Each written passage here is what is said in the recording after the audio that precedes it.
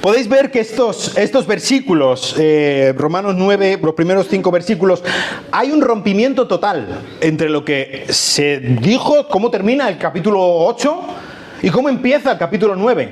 No hay ninguna transición de ninguna manera. En otras veces, no sé si os acordáis, si os habéis dado cuenta, normalmente intento llamar la atención sobre estas palabritas que unen los párrafos, un por lo tanto, un luego, un pues. Pero aquí no hay nada de eso. Hay una ruptura total. Termina esa sección y empieza otra nueva con un sentimiento completamente diferente. Pablo, desde el podio, desde el escenario de la victoria de Cristo, donde está predicando la gran victoria del Salvador, empieza a llorar, empieza a sangrar por la pérdida de su pueblo. Y aquí Pablo no solamente nos muestra cuál es su corazón roto, sino que además dispone cuál es el sentimiento de lo que va a estar hablando a continuación, a partir del versículo 6. Y hermanos, a partir de aquí quiero que sepáis los siguientes textos, a partir de Romanos 9, 6. Vamos a meternos en algunos de los textos más disputados y que más se usan para decir algunos teólogos una cosa y la contraria, ¿vale? Entonces, quiero que entendamos y quiero que se nos quede bien en la mente que la base, el lugar desde donde Pablo está diciendo esto, no es un punto, no es de un maestro de teología, de escatología, que te quiere mostrar cuál es el orden de los acontecimientos que van a ocurrir en el fin del mundo, ni que te va a hacer una guerra entre el dispensacionalismo y la teología del pacto y a ver quién tiene más razones. No es una guerra teológica. Pablo está llorando, Pablo está sangrando. Y lo que Pablo va a decir a continuación, que se nos quede claro los mensajes que van a venir a continuación, este es el tono. Pablo habla desde las lágrimas. Pablo habla desde su corazón. Esto no es un tema frío de teología.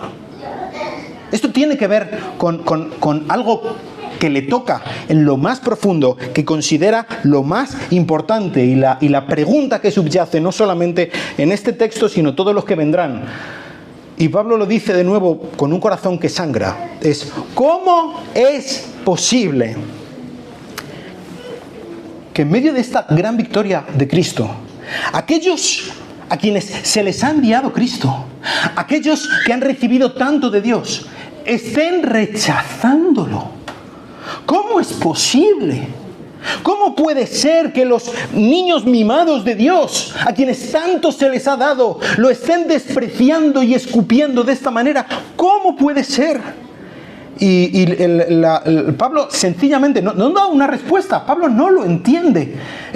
La respuesta, lo que vemos aquí, es más que una respuesta teológica o analítica de alguien que está intentando racionalizarlo. Es una respuesta de su corazón, de cómo lo siente él. Y la respuesta que ya vemos desde aquí, y lo vamos a ver a continuación, es que incluso ahora, incluso aunque el pueblo de Israel, que hacía algunos años habían asesinado a su mismo Mesías, a Dios mismo que había enviado, según las palabras de Cristo en la parábola de la viña, cuando el dueño de la viña había enviado a su propio hijo, pensando que respetarían a su propio hijo, lo habían asesinado, pensando que así se podían quedar con la herencia para ellos. Incluso en ese momento, cuando la respuesta lógica de Dios hacia Israel debería haber sido: voy a arrasarlos, voy a destruirlos y aquí no va a quedar nadie. Incluso en ese momento, aunque Dios desde luego disciplina, el corazón de Dios, y lo ejemplifica el corazón de Pablo, es de misericordia, es de amor. Aunque Israel haya abandonado a su Dios no los ha abandonado a ellos.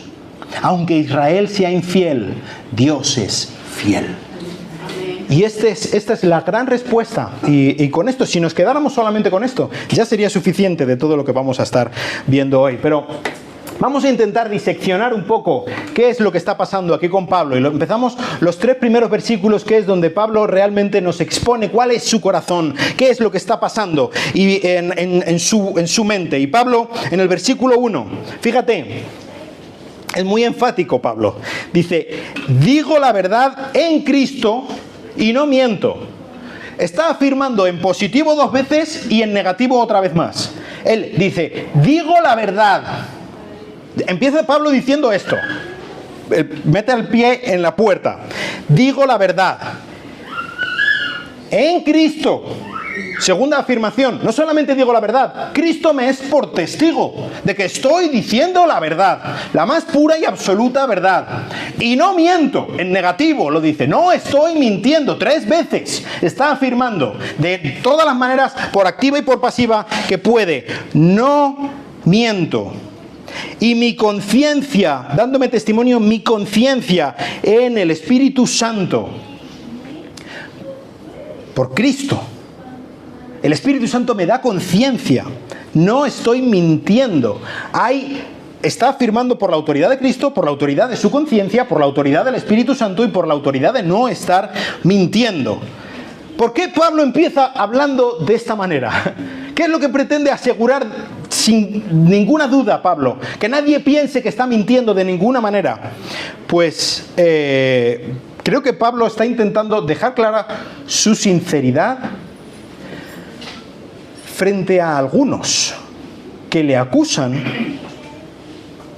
Pablo está intentando dejar claro que él es inocente. ¿Que le acusan de qué? Pues hemos estado hablando, sobre todo en el capítulo número 2 y más adelante, queda claro que hay un cierto aspecto en el que dentro de la iglesia estaba habiendo una guerra entre los judaizantes, entre los cristianos de trasfondo judío que querían, que defendían que para ser cristiano hay que ser judío, y los cristianos gentiles, los cristianos no judíos. Y también algunos cristianos judíos que decían que no es necesario, como lo que se defendió en el Concilio de Jerusalén, en Hechos 15, ¿verdad? No es necesario que un cristiano se haga judío para poder ser cristiano. Y Pablo era apóstol. ¿Pero el apóstol a quién? A los gentiles, ¿verdad? Pablo era el heraldo de los que decían, no señores, Dios envió a Cristo a los judíos, pero los judíos han rechazado a Dios.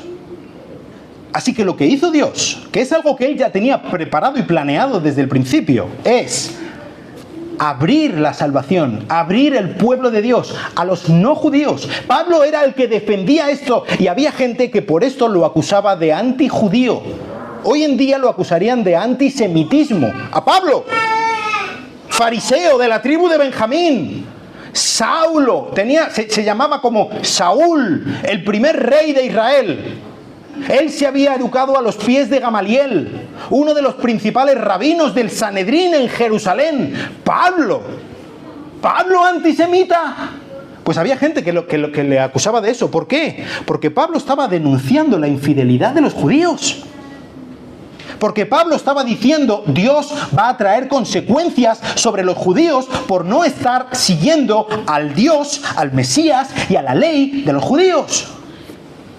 Y así que Pablo estaba afirmando, yo esto que estoy diciendo, lo estoy diciendo de verdad, Yo esto que estoy diciendo es en Cristo, Cristo mismo me lo ha revelado, y con mi conciencia en el Espíritu Santo, tengo autoridad para decir esto. ¿Verdad? Versículo número 2.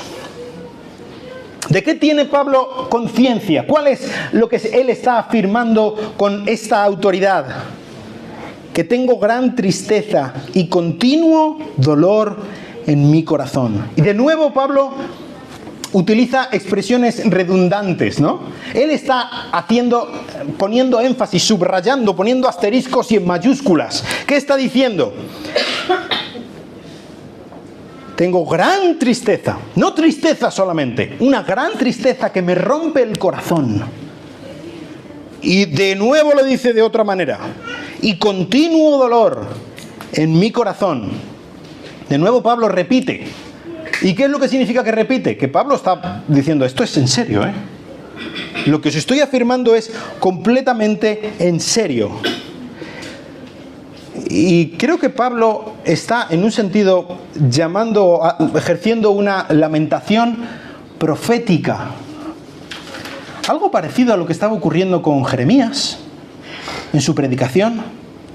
este lamento profundo, porque sabe que su pueblo es rebelde.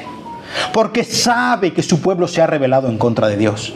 Y porque sabe cuáles son las consecuencias de hacer esto.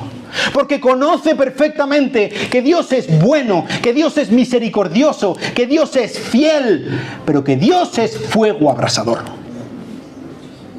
Y que si se rebela su pueblo contra él, Dios no le va a reír las gracias. Y Pablo está roto por esto, porque él sabe las consecuencias. Es como cuando estás viendo en un vídeo a alguien que está haciendo, más bien algún ser querido tuyo que está haciendo alguna tontería, sabes que va a acabar mal, pero tú no puedes hacer nada, no puedes llamarle como si un niño va camino de un barranco y tú no puedes cogerle y decirle, quita niño, no vayas para allá, pero no puedes. Estás lejos, no llegas, no tienes la capacidad de ayudar y Pablo tiene el corazón roto porque él sabe lo que va a ocurrir. Él conoce a su pueblo, él conoce a su Dios, él sabe que viene el tren y él sabe que ahí está su hijo, ahí está el niño que él quiere y él no puede hacer nada y viene el tren y viene el tren y viene el tren y sabe lo que pasa porque conoce las leyes básicas de la física cuando un tren pasa por encima de un niño. Lo sabe.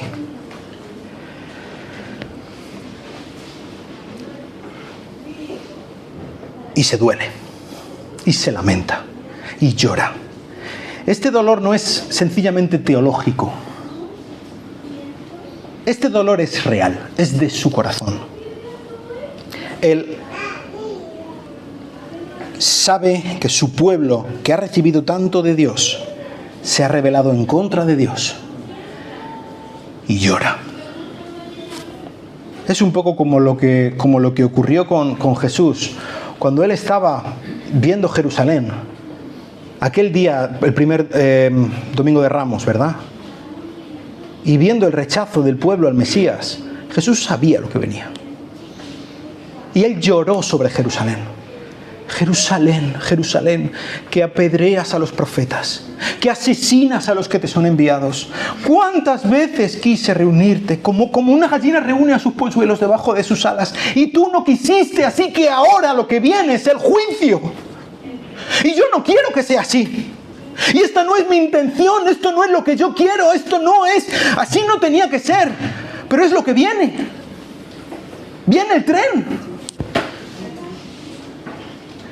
Y me gustaría que no fuera así, pero así es. Y este dolor, este corazón roto, sangra y sangra amor. Dice Pablo, porque desearía yo mismo ser anatema. Esta palabra anatema no es una palabra cualquiera. A veces se usa para hablar de excomunión o algo así, ¿no? No. No es que te echen de un sitio, ¿eh? No es que dejes de ser de esta religión. La palabra anatema implica maldición. Maldición eterna. Anatema es ser expulsado para siempre de la misericordia. Esto es lo que está diciendo Pablo. Yo desearía hacerme maldición para poder daros a vosotros bendición. Pablo sabía que esto no era posible, ¿vale? O sea, Pablo no está, como estaba diciendo antes, Pablo no está expresando sencillamente de una manera teológica, fría y académica, que es lo que está ocurriendo con Israel. Él sabe que eso es imposible. Él sabe que él no puede ponerse en lugar de su pueblo. Es un poco como lo que ocurría con Moisés, ¿no? Cuando Dios dice, voy a destruir a este pueblo que es malo, que es de tozudo. Y en Éxodo 32, Moisés dice, mátame a mí, yo me entrego en lugar de ellos, pero esto no funciona así. Es que el pecado de cada uno cae sobre él. Es que si yo soy pecador, yo no me puedo poner en lugar de otro, porque yo ya tengo que pagar por mi propia maldad. Yo no puedo ser sustituto por nadie. Pablo está básicamente dando como una suposición hipotética de lo que él estaría dispuesto a hacer. Hasta este punto, yo amo a mi pueblo, yo desearía la salvación, el arrepentimiento de mi pueblo, que acepten a su Mesías, hasta el punto que incluso estaría dispuesto a poner mi propia salvación encima del altar para que mi pueblo pueda llegar a alcanzar esa salvación. Yo sé que es imposible, pero estaría dispuesto, ¿entendéis? Es una hipótesis. Hasta este punto amo a mi pueblo.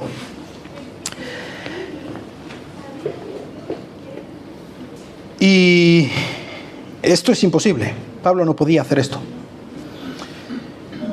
Pablo no. Pero Pablo sí estaba captando perfectamente el deseo del corazón de otro hombre, de Jesús. Pablo no podía. Tú no puedes entregar tu salvación a cambio de la salvación de tus hijos. Tú no puedes entregarte en sustitución por ese ser que tanto quieres y te gustaría que aceptara a Cristo como su Salvador. Tú no puedes, pero Cristo sí. Este es el corazón de Pablo, mana del corazón de Cristo. Este corazón roto por el pecado, por el no querer aceptar la responsabilidad propia, por no querer inclinarse delante de Dios y no querer agradecer y recibir las grandes bendiciones que Dios nos ha dado. Este corazón que incluso está dispuesto a entregarse por la maldad de otro y recibir maldición para que otro pueda tener bendición. Pablo no lo podía hacer, pero Pablo entendía, comprendía y estaba en la persona que sí lo hizo, Jesús. Y él, aunque no conoció pecado, por nosotros se hizo pecado, para que nosotros pudiéramos ser hechos justicia de Dios en él. Pablo no podía, pero él entendía perfectamente que había alguien que sí podía. Y este es el corazón que tiene Pablo. Un corazón palpitante, un corazón roto, que es ni más ni menos que el corazón de Cristo. Y a Pablo le acusaban de ser antijudío. Hoy en día se diría antisemita. Cuando lo que pasaba con su pueblo es que él comprendía la realidad y su corazón se rompía. Él estaría dispuesto a entregarse en lugar de su pueblo, porque ellos no estaban dispuestos a aceptar la salvación de ese otro que sí se había entregado en su lugar, y ellos no querían a este Salvador. Y Pablo les decía la verdad, hay salvación, podéis ser salvos, hay misericordia, hay redención, pero no con vuestras normas, no con vuestras reglas, no con vuestras tradiciones, no con vuestra religión. Así no. Tenéis que aceptar a este que se ha entregado en vuestro lugar. Tenéis que arrepentiros y entender que vosotros no podéis salvaros, que sois malos, que sois perversos, que sois infieles, que sois injustos. Pero hay salvación en el Mesías de los judíos. Pero hay redención en el que se ha entregado a vuestro favor en vuestro lugar. Hay redención en él. Y por favor, aceptadlo. Porque si no, y lo digo con todo el dolor de mi corazón, va a venir juicio terrible sobre vosotros. Y por esto a Pablo le acusaban de antisemita, por decir, no lo estáis haciendo bien, vais derechos al precipicio. Y pues, ¿sabéis? Esto es un pecado que compartimos hoy en día también, el decir la verdad. Por ejemplo, el decir la verdad en cuanto al pueblo judío. Hoy en día, y no solo el pueblo judío, quizá me he explicado mal, en cuanto a la nación de Israel, se tacha de antisemitismo. Pero ¿sabes? Los judíos lo están haciendo mal. La nación de Israel lo está haciendo mal. Independientemente de que piense si tienen derecho a defenderse o no tienen derecho a defenderse, no me voy a meter en ese tema político, pero lo que necesita Israel no son más armas, no es más servicio militar, no es masacrar más palestinos. Lo que necesita Israel es a su Mesías. Lo que necesita Israel es a Cristo y dejar de depender de su propia justicia y de su propia religión y de sus propias salvaciones y acudir al único que puede salvarlos, porque se ha entregado para que ellos pudieran ser salvos. Eso es lo que necesita Israel. Y hoy en día, decir la verdad en cuanto a España, se acusa de ser anti-español. Y vivimos en un país que ha recibido mucho. Vivimos en un país muy bendecido por Dios. Tremendamente bendecido por Dios. Pero si nosotros decimos, todos los siglos que España lleva rechazando al Señor, si decimos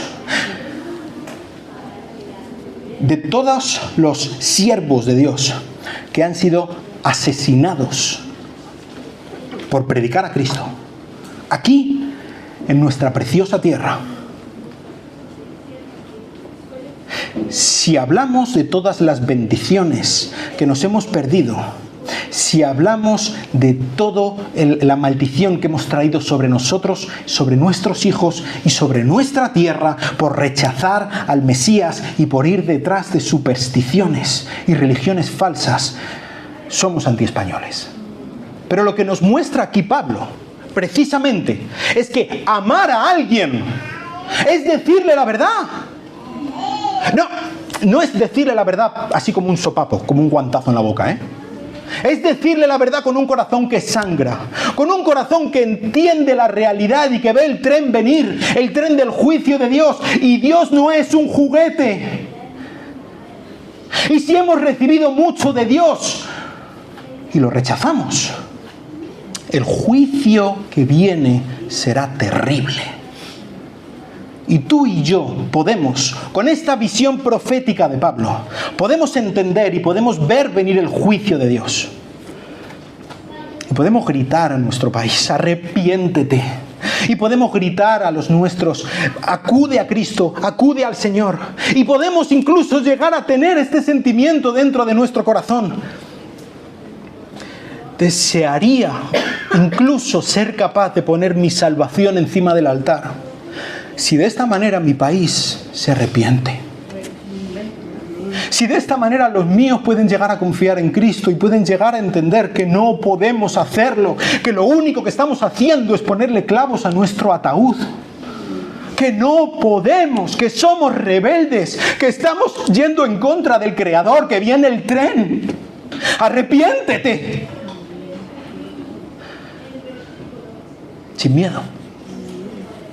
Sin miedo, pero con amor, con un corazón que sangra, con un corazón roto, como el de Pablo.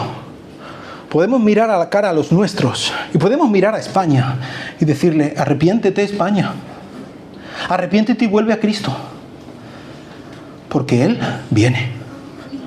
Amén. Y te va a juzgar. Pablo continúa hablando de los privilegios de Israel. Que esto es además añadir más peso al juicio de Dios, Y aquí Pablo nos habla de 8 privilegios que él da. Los primeros 3. Versículo 4. Son israelitas. Les pertenece la adopción como hijos y la gloria.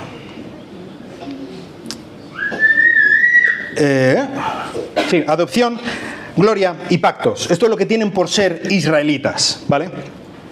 Número 1, adopción. Pablo ha hablado ya anteriormente de la adopción. No creo que esté hablando exactamente de lo mismo, porque Pablo estaba hablando a israelitas que no habían aceptado a Cristo. Pero en un sentido muy especial, en el Antiguo Testamento se dice, por ejemplo, Éxodo capítulo 4, versículo 22, se habla de Israel como el hijo primogénito de Dios, O sea, hay una relación muy especial. Dios había escogido a Israel no porque ellos fueran muy numerosos, muy fuertes, muy listos. Dios los ha escogido porque Dios los ha querido escoger, porque es soberano.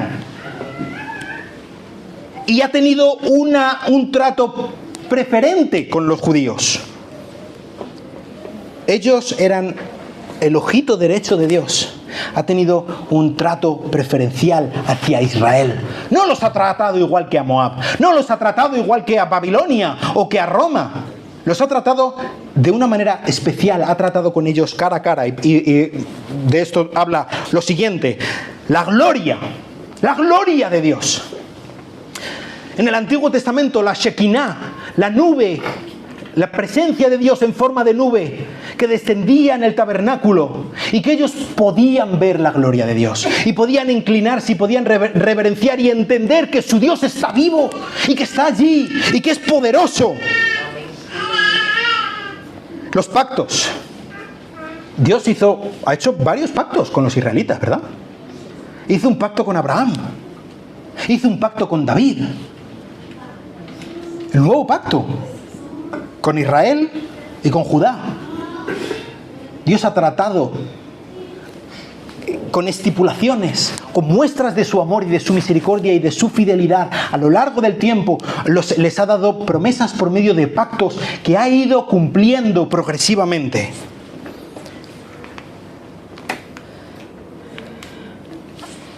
La ley, la segunda trilogía de bendiciones. Número 1, la ley. La ley que Dios ha dado a su pueblo. Una serie de normas para que ellos puedan vivir bien. La ley es muy especial, La ley, desde luego, que es la manifestación del deseo, de la voluntad de Dios hacia su pueblo. Pero también es algo muy bueno a nivel, dentro del mismo pueblo de Israel.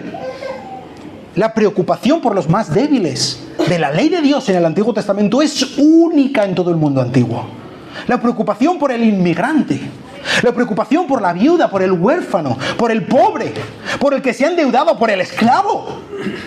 Esto es algo que no se ve en ningún otro sitio y que les ayuda a vivir de una manera digna, de una manera que se preocupen unos por otros, que no haya opresores y oprimidos, sino que todos puedan vivir en paz mientras que están adorando y reverenciando a Dios. El culto, todo el sistema sacrificial en el tabernáculo y después en el templo. Dios se había manifestado, ¿sabes? Este culto del que está hablando Pablo, este culto que pudieron llevar a cabo los israelitas durante todo el Antiguo Testamento y hasta que terminó el templo en el año 70 después de Cristo. Este culto es el único sistema religioso válido, de verdad, enviado por Dios y auténtico de toda la historia hasta que Cristo llegó. El único que ha sido validado por Dios y validado por Cristo y cumplido en Cristo hasta el momento en el que Cristo lo cumplió y ahora nuestra religión es Cristo. Hasta ese momento, el único que tenía una religión verdadera en todo el mundo era Israel. ¡Qué bendición! ¿Te imaginas? En medio de un mundo de mentiras, en medio de un mundo de dioses opresores. Aquí tenemos la religión que nos hace libres, que nos ayuda a servir al Dios verdadero, que no nos oprime, que hace que vivamos en paz unos con otros y que no haya opresores y oprimidos. Es el único culto legítimo en todo el mundo antiguo. Y las promesas. Todas las promesas que Dios ha hecho desde el principio de los tiempos. Y creo que específicamente Pablo está hablando, por lo que va a venir a continuación, de las promesas mesiánicas. Todas las promesas en el Antiguo Testamento en las que se habla de que hay alguien que va a venir.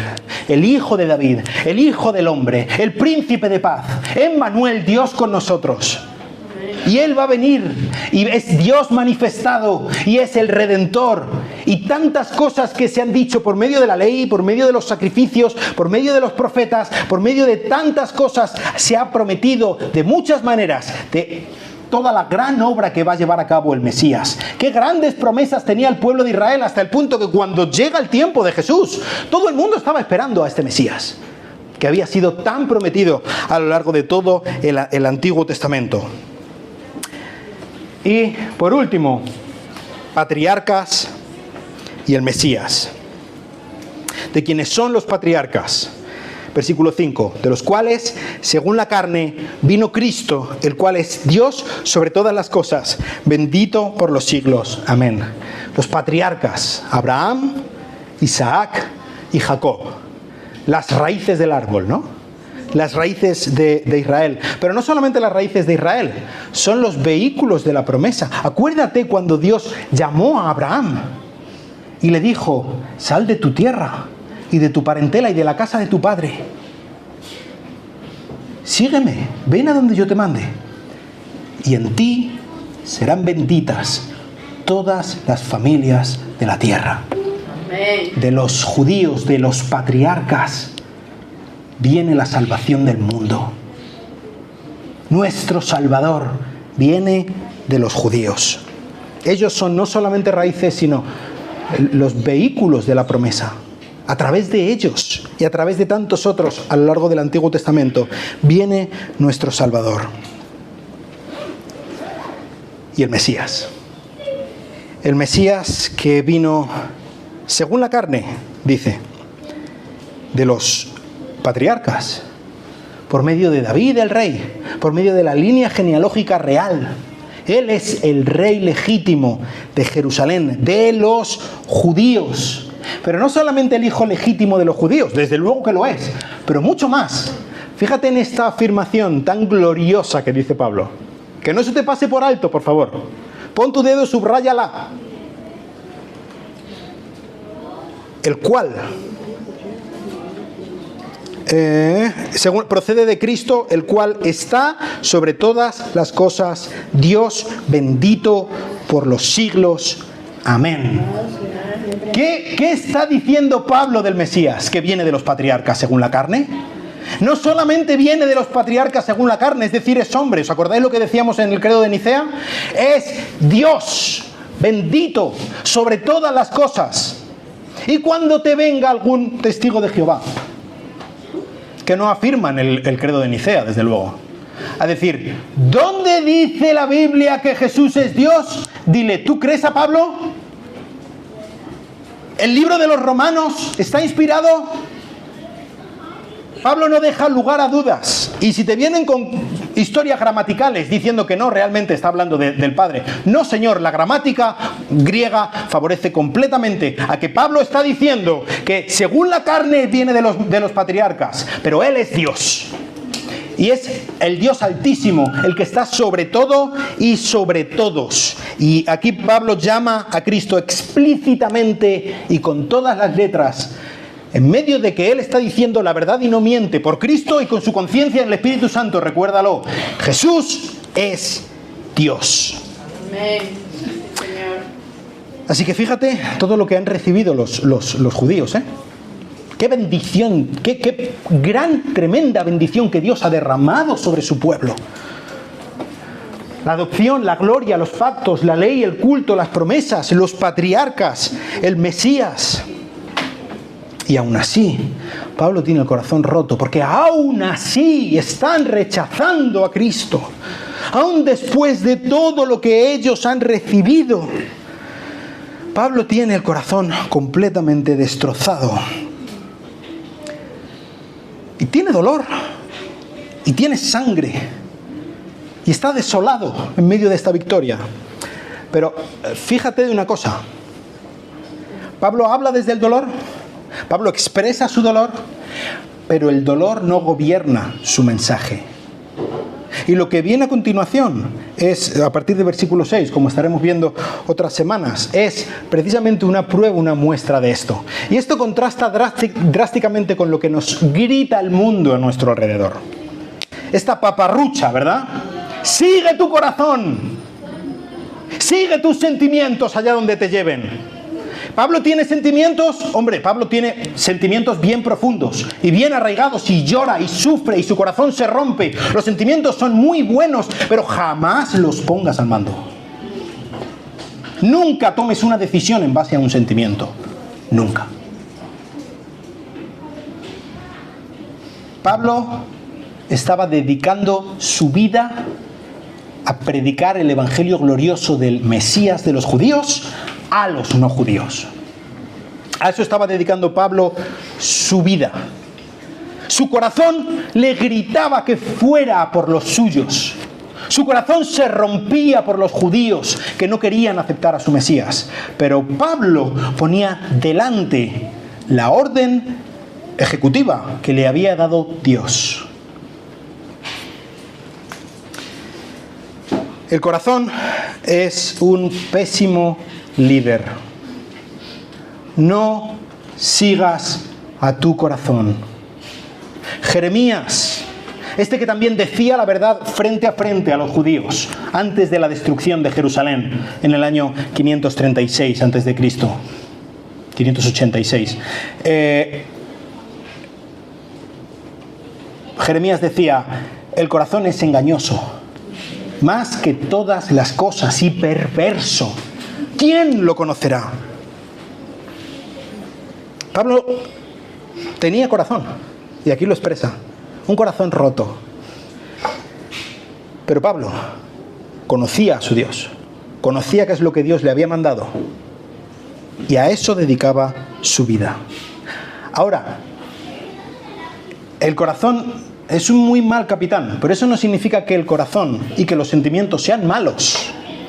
El corazón y los sentimientos, si tú estás poniendo tu mirada en lo que Dios quiere y estás obedeciendo su palabra como estaba haciendo Pablo, es como un cohete. La pasión santa que Dios te da. El dejarlo todo para seguir el plan de Dios. Este corazón ardiente, este amor que Jesús precisamente le dice a la iglesia en Éfeso que su pecado es que han dejado este amor. El amor es algo muy valioso. El corazón, los sentimientos son algo precioso. Pero tienen siempre que estar templados por la verdad. Conoce a tu Dios. Conoce su palabra. Busca su guía en tu vida. Toma buenas decisiones en base a lo que Dios te pide. ¿Y sabes qué? El corazón te seguirá. El corazón es muy mal líder, pero es muy buen seguidor, ¿eh? Muy buen seguidor. Y Pablo aquí muestra su angustia real con un corazón roto, con un corazón que no está al mando, pero con un corazón, con una pasión ardiente que le lleva a cumplir la voluntad de Dios hasta la muerte, literalmente. Con todo su corazón, él va detrás de la ley, de las leyes que Dios le ha dado, de la orden que Dios le ha dado. Y hoy necesitamos, aquí en España, necesitamos una iglesia con un corazón roto. No por cualquier cosa, por un corazón roto por nuestro país que se pierde.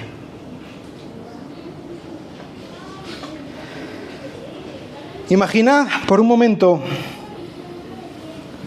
que estáis en un puerto y en este puerto hay un crucero espectacular, bellísimo. Es lo más moderno, es lo más lujoso, combina la elegancia parisina con la ingeniería japonesa. Salones decorados con maderas más refinadas, talladas. Allí puedes tomarte un té inglés y al lado en un croissant francés. Tiene gimnasio, piscina, todas las delicadeces, pues restaurantes de 8 estrellas Michelin. Es una pasada. Y pues allí ves que todos tus seres queridos están subiendo a ese transatlántico, a ese crucero tan precioso, tan maravilloso, tan espectacular.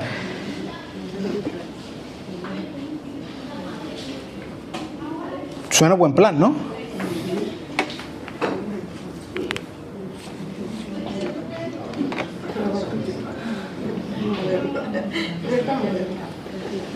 Es tan seguro este crucero que ni siquiera lleva los botes salvavidas suficientes, porque es insumergible. Ni Dios puede hundirlo, decían los ingenieros que lo han creado. Este es el Titanic. Nuestro país es el Titanic. Una nación, como decíamos antes, que ha recibido tanto de Dios. Una de las primeras naciones en tener la lengua traducida en su idioma. Cipriano de Valera. Casiodoro de Reina. Oportunidades de arrepentimiento durante siglos. Misioneros ingleses. Misioneros norteamericanos. Hasta hace nada, Ricardo y Cindy, por aquí tenemos misioneros entre nosotros, norteamericanos. Cami está con los niños ahora mismo. Mi padre se convirtió con un misionero norteamericano. Gracias a Dios por tanto derramamiento de amor hacia este país. Y aún así España sigue siendo el cementerio de los misioneros, así se llama. Y de verdad, no quiero que nadie me malentienda, pero estoy muy agradecido. Doy gracias a Dios y mi corazón salta de gozo al ver a todos los extranjeros que estáis aquí entre nosotros, la inmensísima mayoría. Amén. Doy muchas gracias a Dios por vosotros, por vuestra presencia aquí, por vuestra salvación, por vuestro servicio. Pero mi corazón se rompe. Y digo, Señor, ¿qué pasa con mi pueblo? Y este buque se hunde, señores. Y nosotros que nos creemos que somos la élite de la progresía y que somos como decirlo venezolano, la última Coca-Cola en el desierto, ¿verdad? Y nosotros que nos pensamos que somos tanto. Más de 100.000 niños asesinados cada año en el vientre de sus madres. ¡Qué bien!, ¿no? Y Dios, ¿qué dice por activa y por pasiva? No matarás. Y nosotros celebramos como un derecho el asesinato de los inocentes entre los inocentes, en el lugar que debería ser el más seguro del mundo, que es el vientre de una madre. Y lo celebramos. Y celebramos el derecho de poder quitarse la vida y poder quitarle la vida a mi abuelo, que es un estorbo.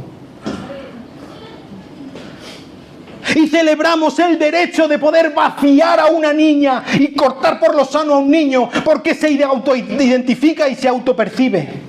Y nosotros que celebramos como un derecho el poder defecarse completamente en todo lo más sagrado, en cualquier conversación y por la razón que sea. Y nosotros que celebramos como un derecho el llamar a lo bueno malo y a lo malo bueno, y hay de aquel que llama malo a lo malo. ¡Ay de aquel porque caerá el peso de la ley sobre él! Esto es insumergible. Esto ni Dios lo hunde, ¿verdad? Si Dios no juzga a España, tendrá que arrepentirse y pedir perdón a Sodoma. Y el Señor no pide perdón. Así que el tren viene. El iceberg viene y esto se hunde, señores. Esto se hunde. No hay botes salvavidas. Esto se hunde. Y España va a ser juzgada. Que no le quepa a nadie la menor duda. Y va a ser juzgada de una manera que lo de Sodoma y Gomorra va a quedar en un juego de niños. Y esto viene. Y no es que yo tenga una revelación especial del Espíritu Santo. Tengo la revelación especial del Espíritu Santo. Este es el corazón. Este es el corazón roto con el que tenemos que salir ahí fuera. Y que nada ni nadie cure este corazón, porque esta sangre es santa. Estas lágrimas son puras. Estas lágrimas a lo que nos llevan es a salir ahí fuera y decirle a este mundo que se pierde: arrepiéntete, arrepiéntete, que viene el Señor, que viene el juez del mundo, que viene y estás a tiempo de arrepentirte.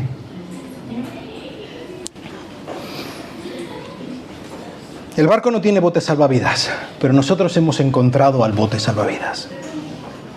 Cristo es el bote salvavidas. Nuestro Señor, el que venció a la misma muerte y al pecado. Nosotros hemos hallado pan en un mundo de mendigos. Lo que debemos hacer con el corazón roto, con un dolor auténtico por los nuestros, es salir y hablar con lágrimas del juicio y de la salvación que hay en nuestro Señor. Vamos a orar.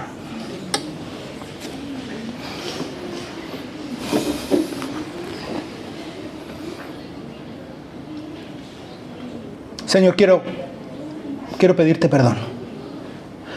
Quiero pedirte perdón en mi nombre, lo primero. Porque tantas veces soy un falso. Y tantas veces mi boca habla y mi corazón está en pausa, está congelado. Señor, envía este dolor santo a mi vida. Envía esta urgencia, estas lágrimas que nos impulsen a cumplir tu voluntad, que nos ayuden a clamar en el desierto. Te quiero pedir perdón en nombre de esta iglesia por no estar hablando de Cristo, por no estar hablando lo suficiente del pecado y del juicio que viene, Señor.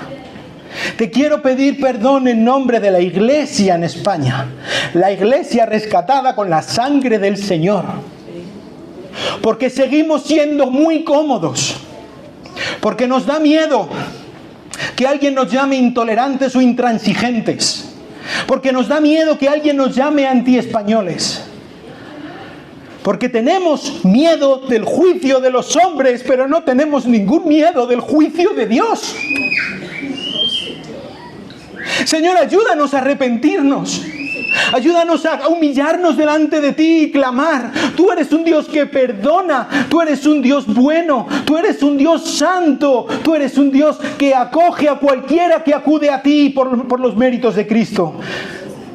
Señor, ayúdanos a ser voceros de ti. Ayúdanos a ser voceros de tu santo evangelio de la salvación gloriosa que hay en Cristo Jesús. Ayúdanos a llamar a lo malo malo y a lo bueno bueno. Y hacerlo con amor. Y hacerlo con este corazón roto. Señor, ayúdanos a dejar de buscar canciones que nos lleven a saltar y empezar a buscar canciones que nos lleven a arrodillarnos. Ayúdanos a dejar de estar intentando quedar como más inteligentes o tener mejores razones en las discusiones con la gente, y ayúdanos a empezar a usar más las rodillas y las lágrimas delante de un Dios poderoso, porque tuyo es el poder, porque es tu Santo Espíritu el que puede hacerlo, porque si en algún momento tú vas a traer un avivamiento a este país, no es porque seamos mejores ni más listos ni tengamos mejores recursos, sino porque tú lo decides y envías a tu Espíritu Santo. Y Señor, te rogamos, cambia tu iglesia. Levanta a esta que es tu iglesia aquí en Alcalá de Henares. Levántanos con poder, levántanos con amor, levántanos con la verdad y levántanos en el estandarte de Cristo en medio de este país que se pierde.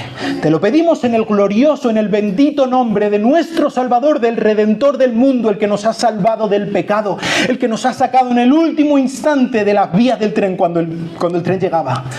Te pedimos en su nombre que tú salves a este país. Amén. Que Dios os bendiga.